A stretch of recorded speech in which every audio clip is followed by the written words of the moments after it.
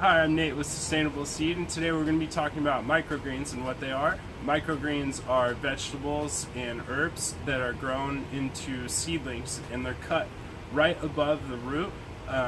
So they are just the stem and the first leaves that appear on the plant. They have a lot more nutrients and vitamins inside of the smaller plants. They pack a lot more punch, and they do a lot less damage on your wallet if you grow them at home. They're a lot easier to grow at home. You don't have to spend as much money. A lot of people, chefs especially at fine dining restaurants, are purchasing microgreens at a very top dollar high price to use these, where you can grow them at home. It's a lot cheaper and a lot healthier.